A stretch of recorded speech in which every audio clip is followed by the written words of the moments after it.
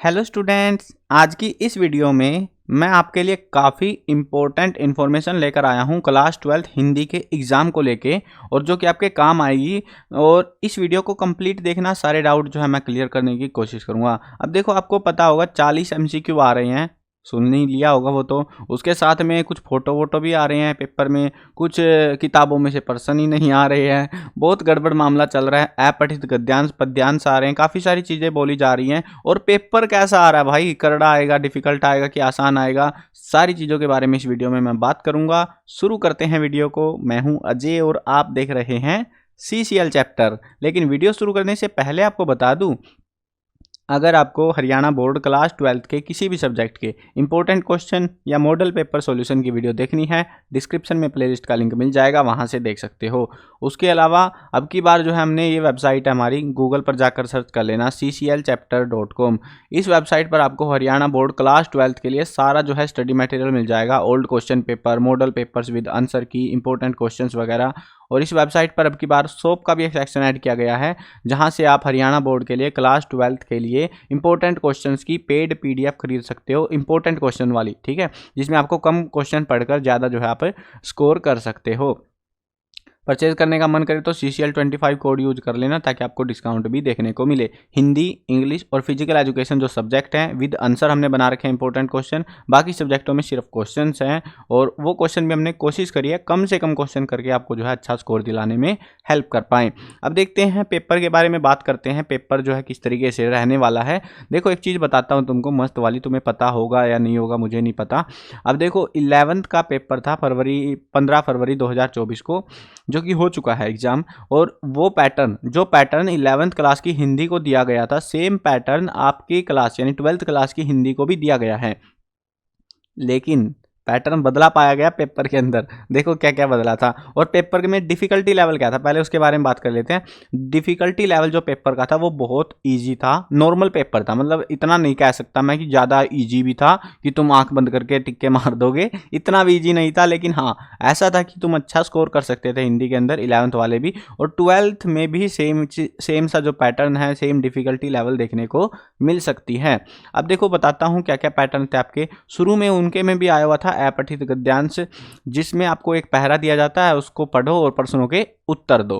ठीक है, बहुत आसान थे सारे के सारे क्वेश्चन। पहला जो अपठित पद्यांश था, गद्यांश था, बहुत ईजी वाले थे। ठीक है, सेम ऐसे जो है यहाँ पे पद्यांश दे रखा है, पद दे रखे हैं, और इसमें भी आपको जो है पहरा देते हैं, उसके बिहाफ पे आपसे क्वेश्चन पूछते हैं। और ये क्वेश्चन भी जो है इजी दे रखे थे, दोनों के मैंने पढ़े, बहुत इजी है। खड़ी बोली भाषा आ रही है इसमें पद्यांश के अंदर। खड़ी बोली यानी कि जब तुम पढ़ोगे ना, तुम्हें समझ आ जाएगी हिंदी जैसी ही है वो। ठीक है, जैसे हिंदी पढ़ते हैं ना, कुछ पाठ देखे होंगे तुमने, जैसे हिंदी जैसे ही लगते हैं, वैसा पहरा आएगा, तो उसमें टेंशन नहीं लेनी है, बहुत आसान आएगा।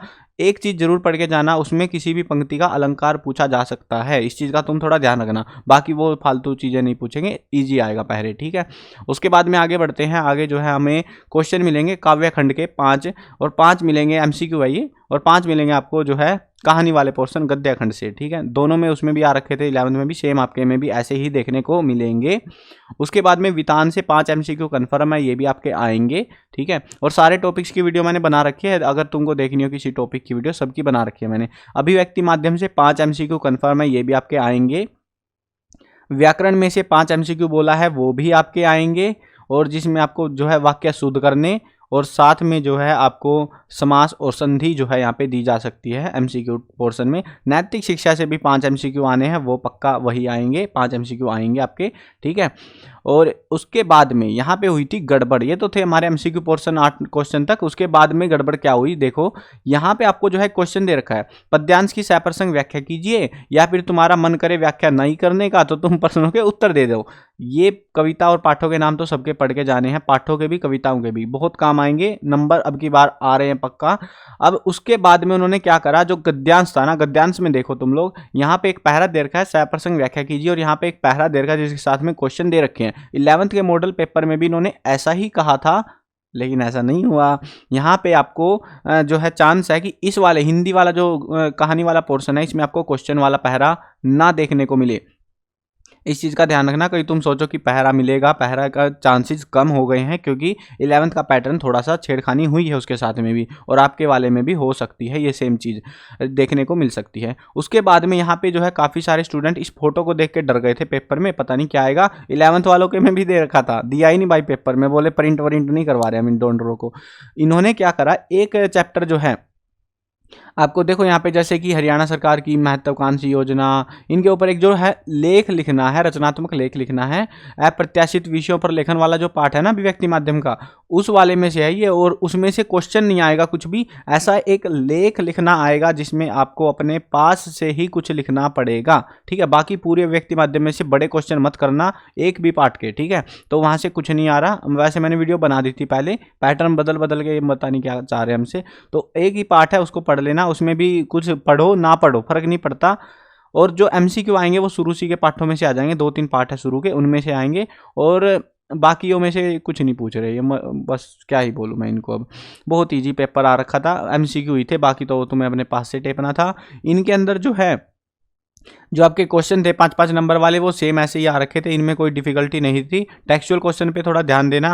वैसे मैंने इंपॉर्टेंट क्वेश्चन जो बना रखे हैं उनके अंदर आपको सारी चीज़ें कवर कर रखी हैं, टेक्सचुअल भी, इंपॉर्टेंट भी, जो जिस टाइप के क्वेश्चन पूछ सकते हैं। क्वेश्चन कोई भी बाहर से अजीब सा क्वेश्चन नहीं आया था, पिछली बार हुआ था 12th क्लास में कि अजीब से क्वेश्चन आ गए थे 2-3, जो कि मेरे को खुद डाउट हुआ कि भाई ये अपनी किताब के हैं क्या।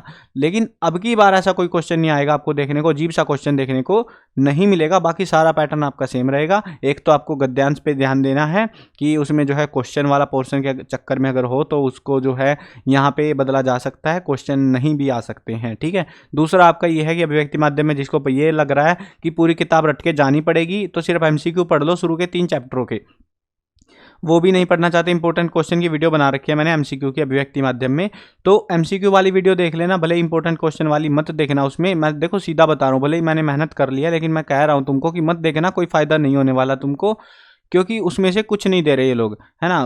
पैटर्न ही नहीं है भाई, पैटर्न के अकॉर्डिंग तो देंगे लोग, पैटर्न ही नहीं बन रहा वहाँ पे। डेफिनेशन, ग्रामर में डेफिनेशन जरूर पढ़ के जाना, जैसे अलंकार वगैरह हो गए, इनकी डेफिनेशन ही आएंगी आपकी, वो पक्का आएंगी। और वैसे मैंने व्याकरण के जो इंपॉर्टेंट टॉपिक्स वगैरह है वो सारे करा दिए हैं आपको वीडियो वगैरह में, तो वो देख लेना सारी वीडियोज़, वहाँ से सारा क्लियर हो जाएगा आपका डाउट। तो ये था सारा अपडेट। मैंने जो बोला था कि भाई अभिव्यक्ति माध्यम का या कुछ चेंज होगा तो मैं बता दूंगा आपको, तो जो भी चेंज था मैंने सारा बता दिया है, कहाँ पर गड़बड़ हो सकती है। जो पैटर्न हिंदी में दिया गया है लगभग सा पैटर्न ही देखने को मिलेगा, कुछ बदलाव नहीं है खास एग्जाम में, फाइनल में। तो अच्छे से अपनी तैयारी करना। इंपॉर्टेंट क्वेश्चन की अगर पीडीएफ चाहिए तो वेबसाइट cclchapter.com से परचेज कर लेना, ताकि अपनी तैयारी तुम अच्छे से कर पाओ। हर किताब से बस हर एक पोर्शन से किताब के 5-5 नंबर के क्वेश्चन आ रहे हैं, उससे ज़्यादा नहीं आ रहे, मतलब 3 और 2 नंबर के 2 क्वेश्चन मिलेंगे, एक्स्ट्रा क्वेश्चन नहीं है कहीं पे भी। तो उनको थोड़ा ध्यान से अच्छे से याद करके जाना। कहीं तुम सोचो कि हाँ 2 ही क्वेश्चन है छोड़ देते हैं, 2 ही क्वेश्चन छोड़ देते, तो भाई सब छूट जाएगा ऐसे चक्कर में, ठीक है।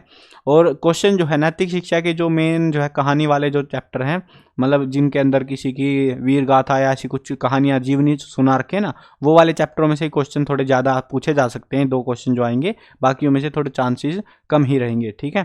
तो ये था सारा जो है, मैंने डाउट क्लियर कर दिया है एग्जाम के रिगार्डिंग। और लेखन जो आएगा अभिव्यक्ति माध्यम से वो आपको खुद से बना के लिखना है, ठीक है। ये चीज़ ध्यान रखना। कहीं तुम सोचो कि मैं रट के चला जाता हूँ कहीं से, 2-3 लेखन मैंने करा भी रखे हैं इंपॉर्टेंट क्वेश्चन में वैसे आपको उस चैप्टर के, लेकिन उनको पढ़ लेना, अगर वो आ जाए तो बढ़िया बात है, नहीं तो अपने पास से ही लिखना पड़ेगा। कहीं से कुछ रट के चले जाओ, कुछ नहीं आने वाला फिर अभिव्यक्ति माध्यम का, वहाँ पे रटने का सीन ही नहीं रहा अब की बार अभिव्यक्ति माध्यम का, तो ठीक है। तो उसको अपना जो है उसकी टेंशन मत लेना तुम कि पता नहीं क्या आ जाएगा। पेपर ईजी आ रहा है अब की बार, पेपर हार्ड नहीं आ रहा है इस सब्जेक्ट का, तो ठीक है। बाकी सब्जेक्टों का भी पता लग जाएगा, जैसे जैसे पेपर होते जाएंगे हमें पता लगता रहेगा, डिफिकल्टी लेवल बढ़ाएंगे या घटाएंगे, क्या सीन करेंगे, सारा हमें पहले ही अंदाजा हो जाएगा जब तक आपके एग्जाम चालू होंगे, ठीक है। और हाँ, चैनल पर नए हो चैनल को सब्सक्राइब कर लेना, ताकि कोई भी अपडेट आपके लिए आए तो आपको बिल्कुल टाइम से पता लग पाए। मिलते हैं नई वीडियो में, बाय बाय।